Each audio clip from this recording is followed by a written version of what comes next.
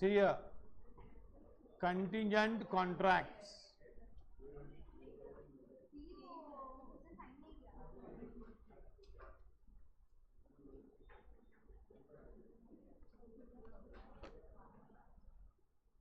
Contingent contracts, new chapter, और legality of object ये scanner में बाद में करूंगा.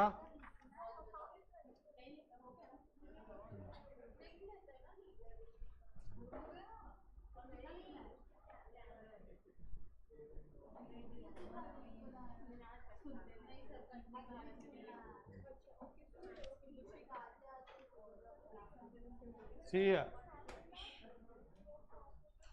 what is a contingent contract? Contingent contract अभी हम लोग लॉ पढ़ रहे हैं, सेक्शन 31 से लेकर 36 तक है, 6 sections.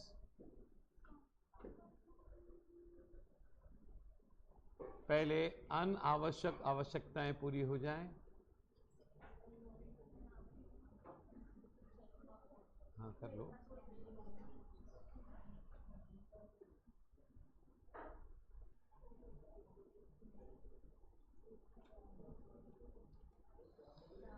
Contingent contract. What is a contingent contract? Listen here, I explain to you in simple words. First is, a contract is absolute or contingent. An absolute contract has to be performed in all circumstances. It is to be performed in all circumstances. Suppose I will sell you silver, so I have to sell you silver. I will sell you silver if my ship arrives. So here my selling of silver is not certain. It depends upon the arrival of the ship. So that is why it is called as what?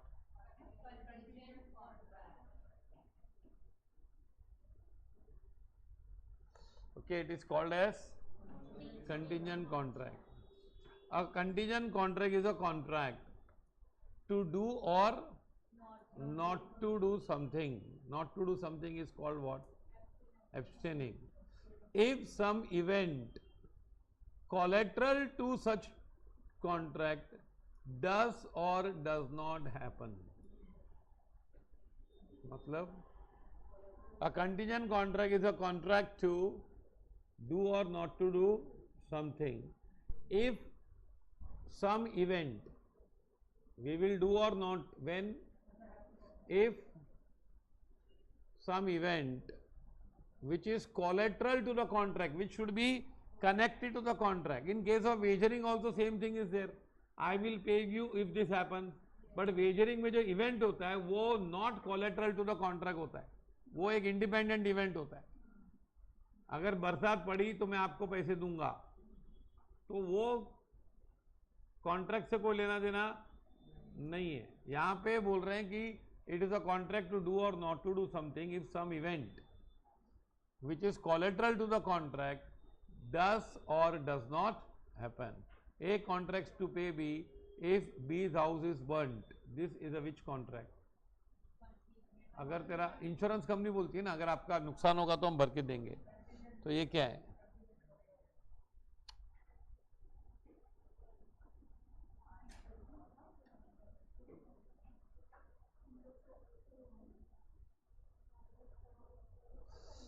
Okay. अगर if कोई भी if चीज associated होती है तो हम उसको contingent बोलते हैं. If I lose the case I will have to pay, तो that is a contingent liability, है ना. देना पक्का नहीं है, अगर हार गया तो देना पड़ेगा, तो क्या है ये? Contingent liability. यहां पर भी कॉन्ट्रैक्ट पक्का नहीं है. It's a contract to do or not to do something, an act something if some event which is the event should be collateral. जैसे शिप आएगी तो मैं माल बेचूंगा, लेकिन शिप में माल है इसलिए ऐसा बोल रहा हूं. हाँ, क्योंकि कुछ कनेक्शन है शिप का और गुड्स का, तो कोलेट्रल है वो. क्या है वो? कोलेट्रल है. Now enforcement of contingent contract. Section 31 defines contingent contract. समझ में आया आपको? हाँ 31 में क्या डेफिनेशन है?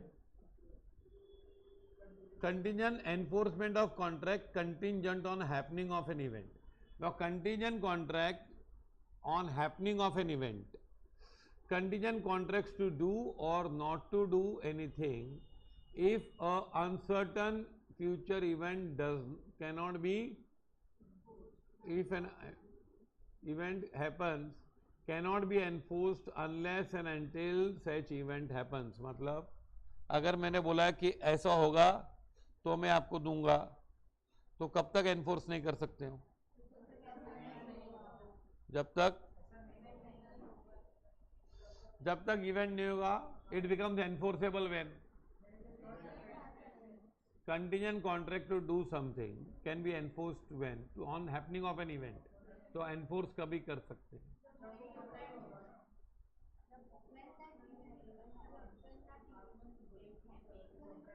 मैं बोला ये होगा तो करूंगा, तो कभी एनफोर्स कर सकोगे आप? तो तूने क्या बोला अभी? जब वो नहीं होगा फिर जब है ना होगा तो फिर एनफोर्स करेंगे. And it cannot be enforced till the event happens. Till the event happens मतलब उसके पहले एनफोर्स नहीं कर सकते. जैसे I will sell you before if the ship arrives, तो when can you enforce it? जब शिप आ गई तो बोलेंगे निकाल माल, लेकिन जब तक शिप नहीं आई है तो contingent contract to do or not to do anything if uncertain future event happens, है ना, cannot be enforced by law unless and until the it cannot be enforced until the event happens. Means it can be enforced only after the, if the event becomes impossible, such contract becomes void. जैसे मैंने बोला I will sell, A makes a contract with B to buy B's horse. If what? A makes a contract with B to buy B's horse. A बोलता है मैं आपका घोड़ा खरीद दूंगा. If A survives C, मतलब C मर जाना चाहिए मेरे से पहले. अगर C मर गया, A ने B से कहा पढ़ो पहले उधर से पढ़ो, पहले उधर से पढ़ने की ट्राई करो.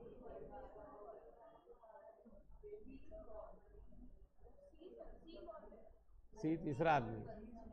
A सर्वाइव्स C मतलब A बचेगा, C मरेगा.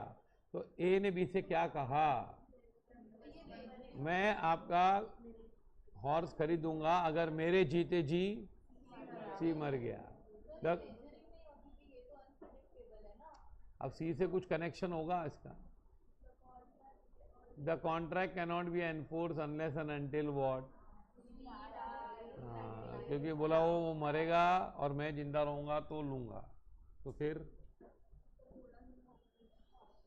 तो कब तक नहीं खरीद सकता है? सी नहीं मरेगा ड्यूरिंग हिज लाइफ टाइम. मतलब इवेंट होना चाहिए ना जो बोला है. A makes a contract with B to sell a horse to B at a specified price. If C, to whom horse has been offered, refuses to buy him. मैंने C को बोला है अगर C ना बोलेगा तो तू ले लेना. A is offering to sell the horse to whom? B. कब क्या कंडीशन है? C मना करेगा. The contract can be enforced, cannot be enforced unless and until what? C refuses to buy. C जब तक ना नहीं बोलता तब तक. मैंने बोला मैं बेचूंगा, अगर C ना बोलेगा तो आपको बेचूंगा. तो फिर कभी एनफोर्स कर सकते हैं? C रिफ्यूज करेगा. And it cannot be enforce till unless and until C refuse. तो भाई वो इवेंट होगा तो एनफोर्स है, नहीं करेंगे तो फिर not enforce. Contingent contract to do or not to do anything if, पीना पानी P low.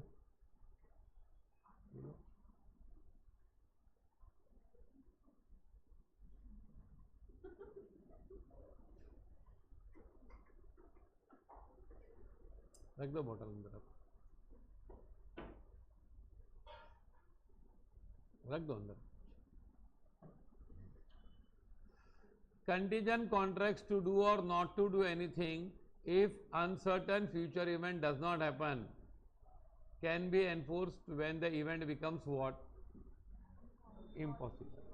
See here, contract which is contingent on event not happening, मतलब ये नहीं होगा तो मैं आपको कॉन्ट्रैक्ट करूंगा, क्या? हाँ, नहीं होगा। हाँ, जैसे I am a contract, suppose मैं एक बिल्डिंग कॉन्ट्रैक्टर हूँ, मुझे गवर्नमेंट को कॉन्ट्रैक्ट मिला है, तो मेरा एक फ्रेंड मेरे पास आया, बोला यार ये मेरा घर, छोटा सा घर बना दे। तो मैंने बोला भाई तो मेरे टाइम नहीं है, गवर्नमेंट को कॉन्ट्रैक्ट मिला है, मुझे मिलने वाला है। तो मैंने उसको फिर भी वचन दिया कि अगर गवर्नमेंट का कॉन्ट्रैक्ट नहीं मिला तो तेरा घर बना दूंगा। मैंने क्या बोला? नहीं मिला तो अगर मेरे को गवर्नमेंट कॉन्ट्रैक्ट मिलना इम्पॉसिबल हो गया तो फिर आप मेरे से घर बनवाओगे कि नहीं? जैसे गवर्नमेंट ने मुझे ब्लैकलिस्ट कर दिया कि भाई तू तो बदमाश आदमी है, तेरे से कॉन्ट्रैक्ट नहीं बनेगा, तेरे को कोई भी कॉन्ट्रैक्ट हम गवर्नमेंट का नहीं देंगे, तो अभी मेरे को अभी कॉन्ट्रैक्ट मिलना क्या हो गया? इम्पॉसिबल। तो फिर इवेंट इम्पॉसिबल हो गया तो फिर कॉन्ट्रैक्ट बिकम्स वॉइड और एनफोर्सेबल। बोलो। मैंने बोला ये काम नहीं होगा तो मैं आपका काम करूंगा, अब मैंने जो काम बोला वो इम्पॉसिबल हो गया तो एनफोर्सेबल हो जाएगा ना, it will become what? Enforceable. थोड़ा दिमाग लगाना पड़ेगा, लास्ट का सेंटेंस तो नहीं बोल सकते। मैंने बोला नहीं होगा तो मैं करूंगा, तो this is a contingent contract which is dependent upon event happening or not happening, not happening, and if that event becomes impossible, it is never going to happen, so then the contract becomes what?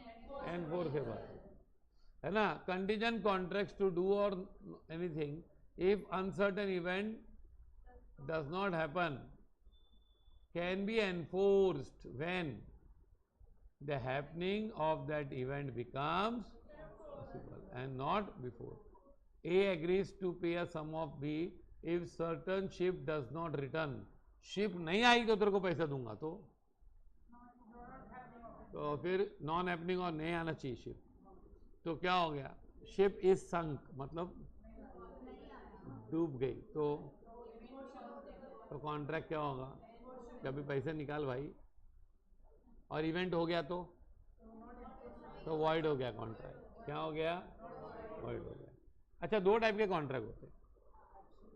पहले what is contingent contract? It's a contract to do or not to do something upon some event which is collateral,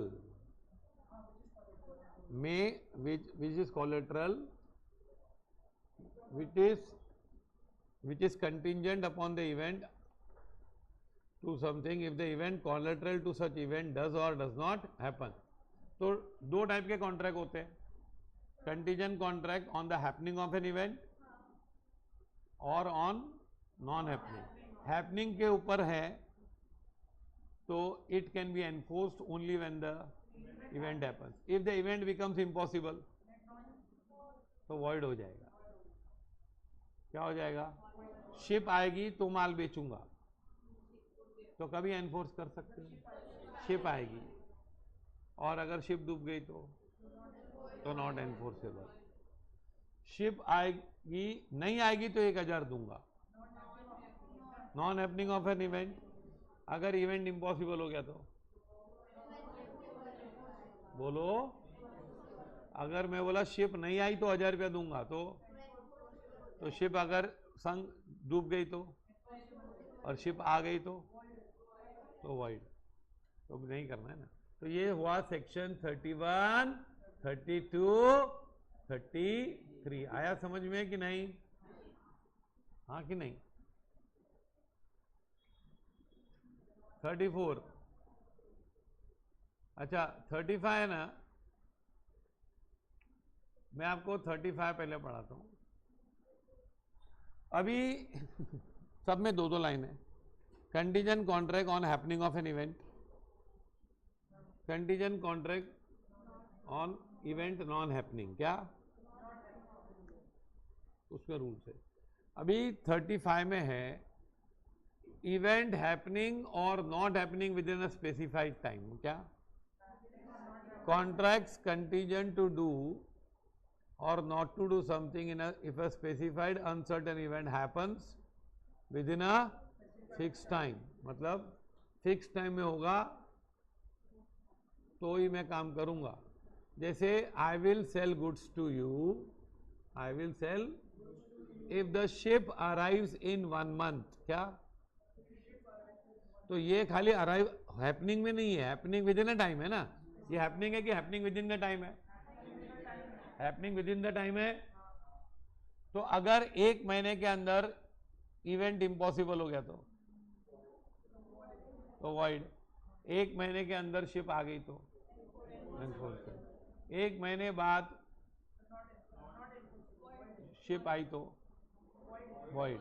1 महीने के अंदर ship नहीं आई तो void. Impossible हो गया तो void, और 1 महीने में आगे शिप तो एनफोर्सेबल, और 1 महीने बाद तो वॉइड ही हो जाएगा।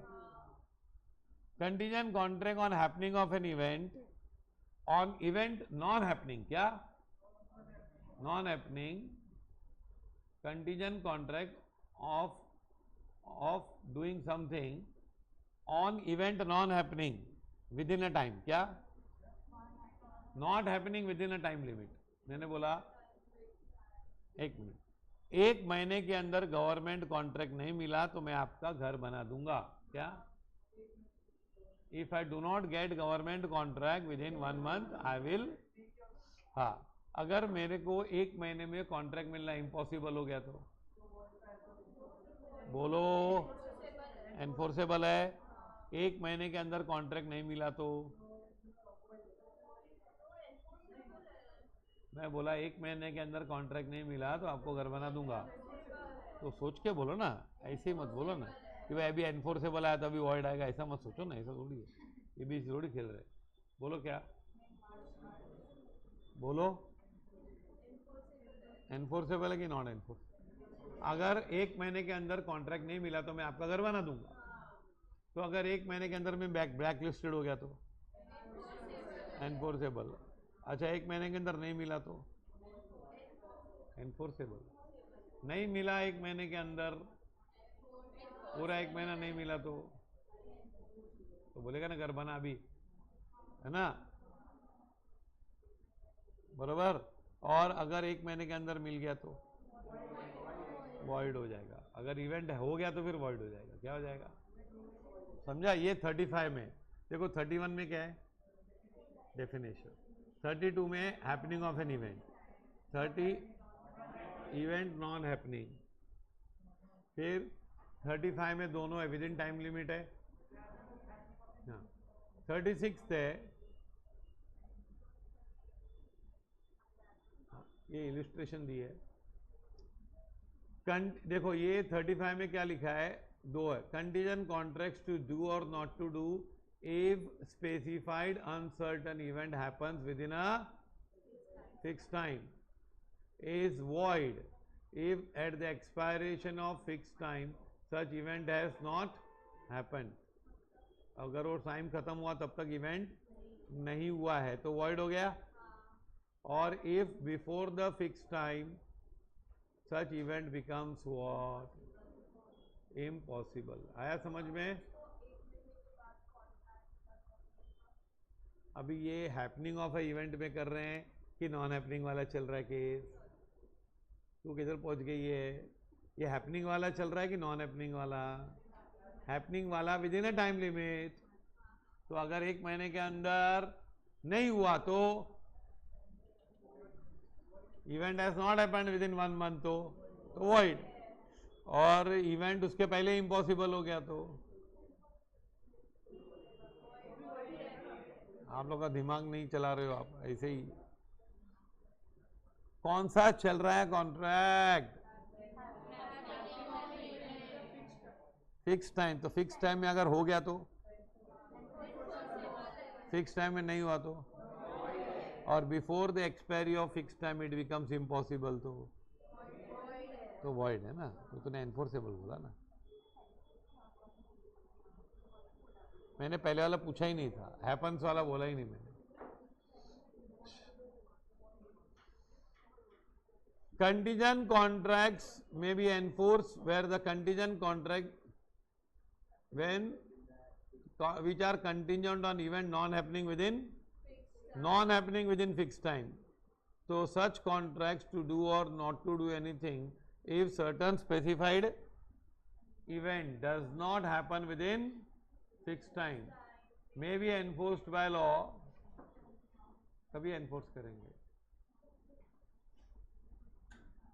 when the time fixed expired and such event as time खत्म होगा और इवेंट नहीं हुआ तो क्या करेंगे?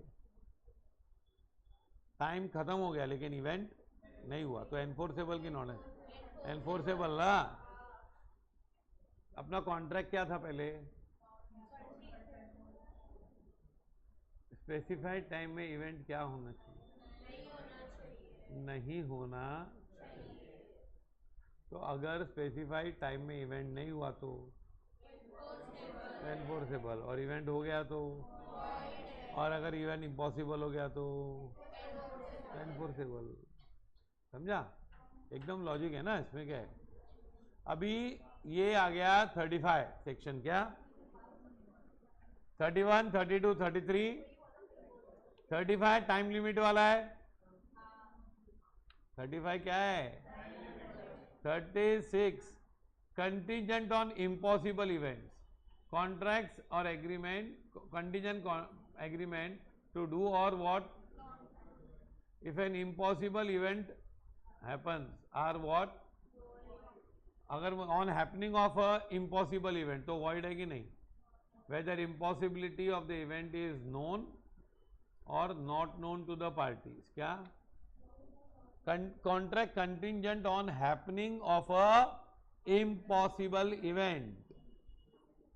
क्या है वो? हम बोलते हैं ये होगा, ये इवेंट होगा ना तो हम करेंगे, लेकिन वो इवेंट ऑलरेडी क्या हो गया है, तो फिर क्या होगा? वो कॉन्ट्रैक्ट क्या होता है? वॉइड होता है. ये कौन सा सेक्शन? 36 है. Contingent contract on happening of A event which is impossible. हाँ, जैसे A agrees to pay B rupees if two straight lines should enclose a space. दो स्ट्रेट लाइन क्या करेंगे? स्पेस को एनक्लोज करेंगे. तो दो स्ट्रेट लाइन कभी स्पेस को एनक्लोज कर सकते हैं कि ओपन एंडेड रहेगा हमेशा? चाहे इंटरसेक्ट हो तो भी ओपन एंडेड रहेगा कि नहीं? ज्योमेट्री पढ़ा है कि नहीं थोड़ा सा? A agrees to pay 1000 to B if B will marry what? A ने B को बोला क्या? अगर तू किससे शादी करेगा? If you marry A's daughter C, मेरी बेटी से शादी करेगा 1000 करनी. C was dead at the time of agreement. तो void ही है ना, void होने वाला ही नहीं ना. तो 31 क्या है definition? 32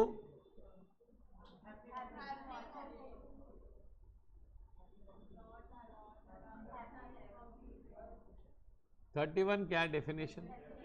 32 happening of an event. 33 of an event. 35 happening of an event within fix time or non happening of an event within fix time. 36 क्या है?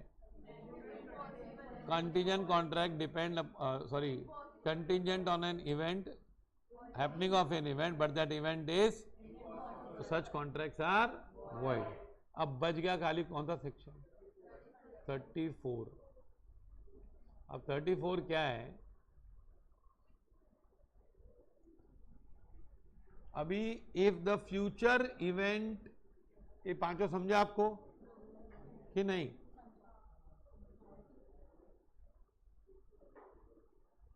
If the future event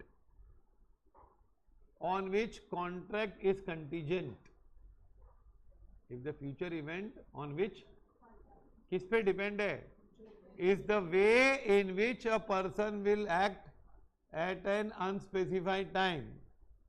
मतलब contract is contingent upon the act of a person.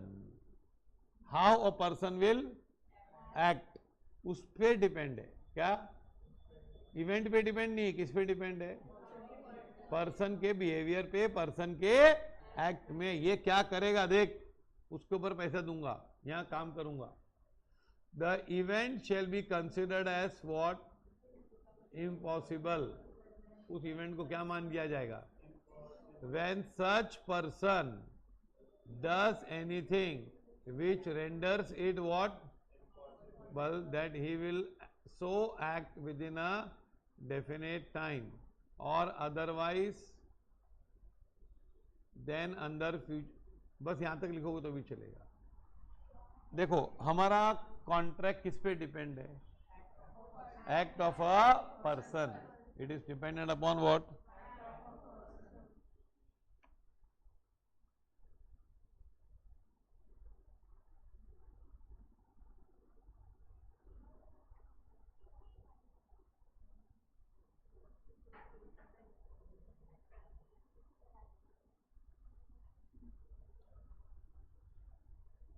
Our contract is dependent upon act of a, so that act will be considered as impossible if that person does anything, उसने ऐसा कुछ किया which renders it impossible, उसका act impossible कर दिया उसने। जैसे A agrees to pay a sum of B, a sum of money if B marries C। क्या बोला उसने? ए को भाई बी बोला अगर तो सी, तो सी ने ऑलरेडी किसको मैरी किया हुआ है? डी को। सी मैरिज, फिर सी ने किसको शादी कर दिया? The marriage between of B and C must now be considered as what? Impossible. अब बी शादी नहीं कर सकता है ना, although it is possible that D may die and C may afterwards Mary सी। पर इसको हम जब सी ने शादी कर दिया किसके साथ? डी के साथ, तो उसने कुछ ऐसा किया which renders it impossible that such act that he should so act within a definite time. मतलब वो एक्ट करेगा, इम्पॉसिबल जैसा हो गया। क्या हो गया है? इम्पॉसिबल जैसा हो गया है। तो उस इवेंट को हम, तो 34 और 36 में इम्पॉसिबल है। क्या है वो? और इम्पॉसिबल पहले से इम्पॉसिबल है 36 में, और 37 में act, a person act which renders the event impossible. क्या है? इफ ही डज समथिंग, हाँ समझा कि नहीं? हाँ, जैसे 36 क्या है कि अगर वो इवेंट ही इम्पॉसिबल है तो फिर वो कॉन्ट्रैक्ट वॉइड है। 34 में है contract is contingent upon the act of the person and such person acts in a way which renders the required behaviour impossible. क्या? जो रिक्वायर्ड बिहेवियर चाहिए उसने क्या कर दिया है? जैसे ए ने बोला बी को कि अगर तू सी से शादी करेगा तो मैं 50,000 दूंगा, पर बी ने किससे शादी कर दिया है? नहीं, हम लोग को अपना चेंज करने का है, बी के ऊपर डिपेंड, हम बी की वाट लगाएंगे। बी ने डी से शादी कर लिया, तो अब the marriage between whom and whom? B and C will be considered as impossible because the B has acted in such a way that he has acted in such a way that the required behavior has virtually become what? Impossible. Though it is possible that what? D may die and B may marry C. ऐसा possible है, possibility है, लेकिन आप फिलहाल उसको क्या मानेंगे? Impossible मान लेंगे। क्या मान लेंगे? आया समझ में? तो ये था चैप्टर कौन सा? Contingent contract. हो गया, इतना ही चैप्टर है ना। अभी सब छोटे छोटे सेक्शन है ना। अरे